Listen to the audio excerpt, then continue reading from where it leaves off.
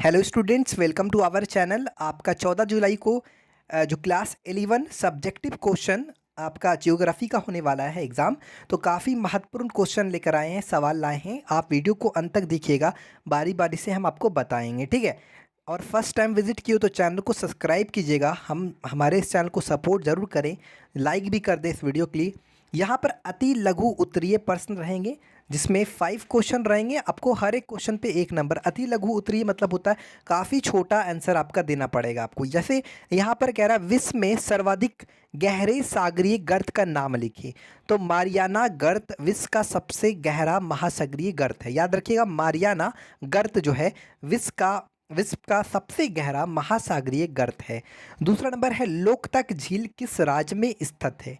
लोकतक झील भारत के पूर्वोत्तर भाग में स्थित मणिपुर राज्य की झील है। लोकतक झील भारत के पूर्वोत्तर भाग में स्थित मणिपुर राज्य की झील है। याद रहेगा, एकदम कंफर्म याद रहेगा आपको। नेक्स्ट देखते हैं, भारत का एकमात्र जीवित सक्रिय ज्वालामुखी एक्चुअली भूमि होना चाहिए जब। तीसरा नंबर क्वेश्चन है, भारत का एकमात्र जीवित सक्रिय ज्वालामुखी कहाँ स्थित है। देखो, बैरन द्वीप भारत का एकमात्र सक्रिय ज्वालामुखी है।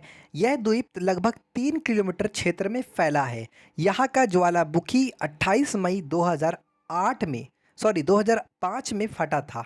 तब से अब तक इसमें लावा निकल रहा है। भारत की जलवायु कैसी है। तो भारत की जलवायु मानसूनी जलवायु है। एकदम काफ़ी महत्वपूर्ण क्वेश्चन है। नेक्स्ट देखते हैं, अरावली पर्वत की सबसे ऊंची चोटी कौन सी है। अरावली की सर्वोच्च पर्वत शिखर गुरु शिखर है जो माउंट आबू में है। देखो, अरावली की सर्वोच्च पर्वत शिखर कहाँ पे है, गुरु शिखर है। कहाँ पे नहीं, कौन सा है, गुरु शिखर है जो माउंट आबू में कहाँ स्थित है, माउंट आबू में है।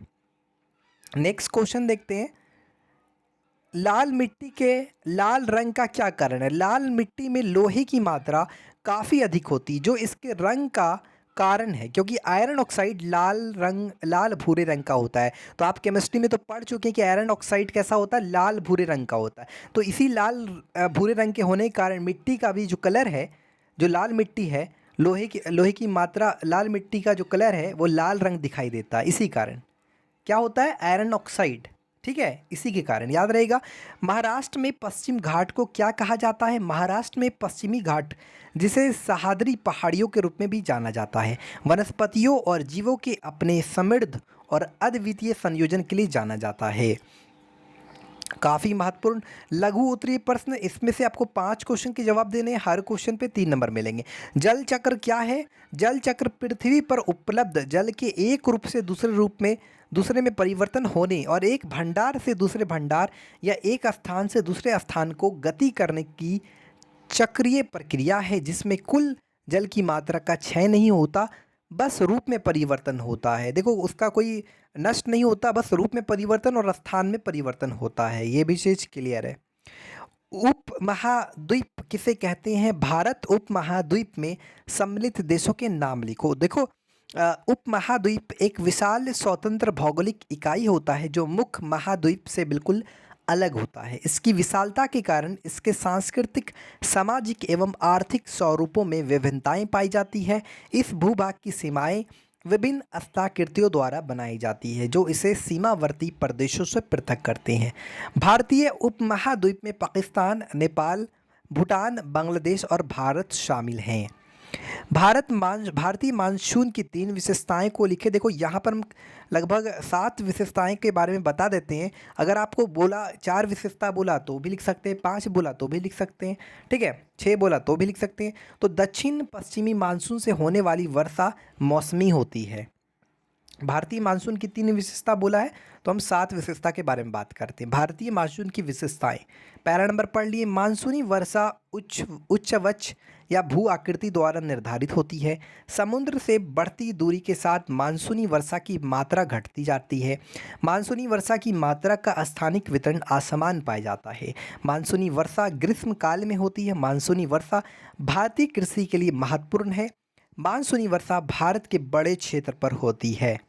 भारतीय नदियों के प्रदूषित होने के 3 कारण बताएं। देखो भारत का नदी जो है प्रदूषित हो रहा है, यानी उसमें पॉल्यूशन फैल रहा है, इसका 3 कारण बताएं। देखो भारतीय नदी के प्रदूषित होने के 3 निम्न कारण हैं, 3 निम्न प्रकार से हैं।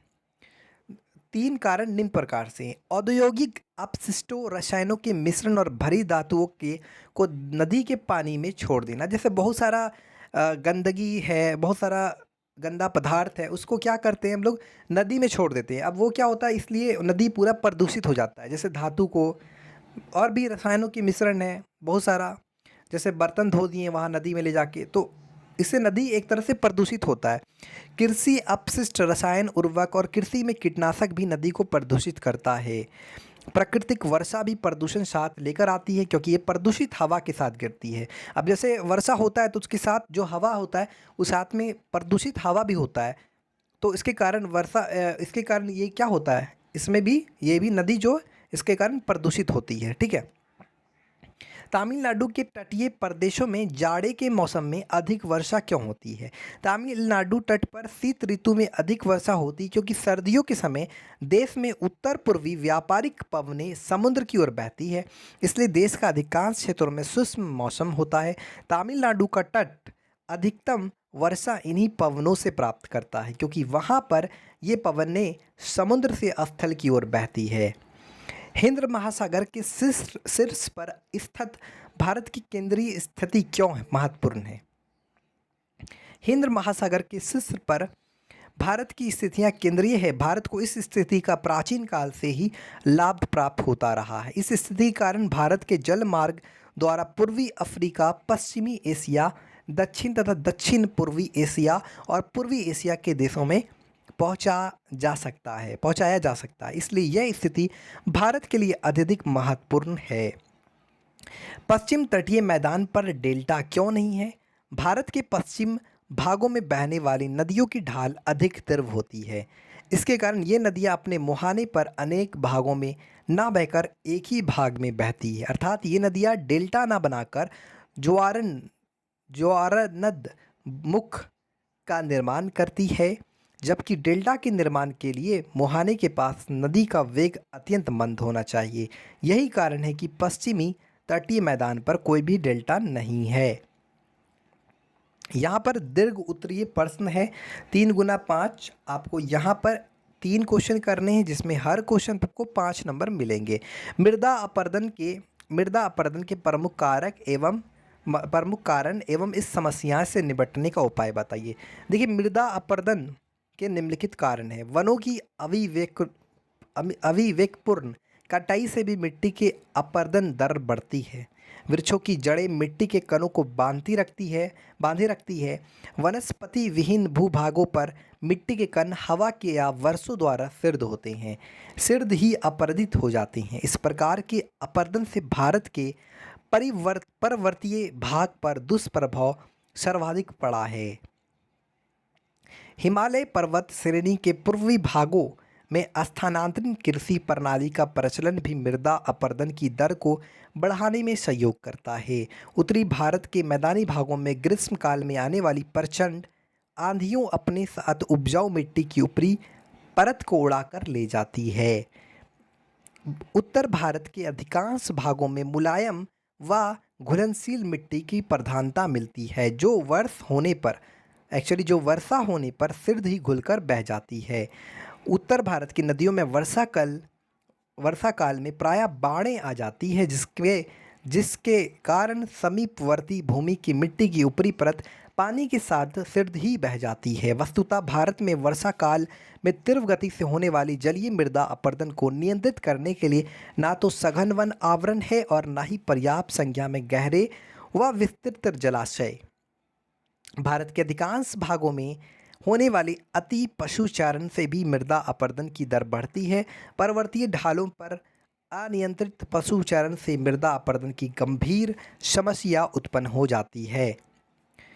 मृदा संरक्षण के उपाय। मृदा संरक्षण के लिए निम्नलिखित उपाय महत्वपूर्ण है। 15 से 25% ढाल प्रवणता वाला भूमि का उपयोग कृषि कार्यों के लिए नहीं किया जाना चाहिए। यदि ऐसे ढाल युक्त जमीन पर कृषि कार्य करना आवश्यक है तो इस पर सीढ़ीदार खेत निर्मित कर कृषि कार्य करने चाहिए। भारत के विभिन्न भागों में अतिचारणता तथा स्थानांतरित कृषि अपनाए जाने के कारण प्रभावित क्षेत्र में भूमि अपरदन बढ़ जाता है। स्थानीय लोगों को भूमि अपरदन के दुष्परिणामों के बारे में जानकारी प्रदान कर पशुचारणता तथा स्थानांतरित कृषि पर नियंत्रण करना चाहिए। समोच्च यहाँ पर नेक्स्ट समोच्च रेखाओं के अनुसार खेतों की मेड़बंडी, समोच्च रेखाएं, श्रेणीदार खेतों का निर्माण, नियंत्रण चराई, नियमित वानिकी, आवरण फसलों की कृषि, मिश्रित खेती तथा फसलों का हेर फेर जैसे उपाय भी भूमि अपरदन को कम करके मृदा संरक्षण में सहायक होते हैं। आर्द्र प्रदेशों में अवनालिका, तो इसको पूरा पढ़ लीजिएगा आप, ठीक है, क्लियर तरीके से। यहाँ से ठीक है, उसके बाद यहाँ तक आपको 15 नंबर का आंसर लिख लेना है। ये जो 6 भूमि उपयोग की समन्वित योजनाएं लागू कर मृदा संरक्षण किया जा सकता है। इसके लिए भूमि का उनकी उत्पादक क्षमता के अनुसार वर्गीकरण करना आवश्यक है। देखो यहाँ से फिर 15 नंबर रिपीट हो गया, तो इसको आपको नहीं लिखना है बार बार, ठीक है। अब यहाँ से हम डायरेक्ट 16 नंबर में आएंगे।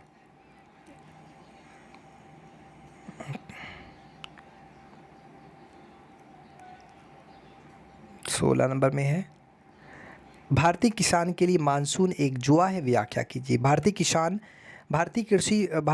कृषि मानसूनी वर्षा द्वारा निर्धारित होती है।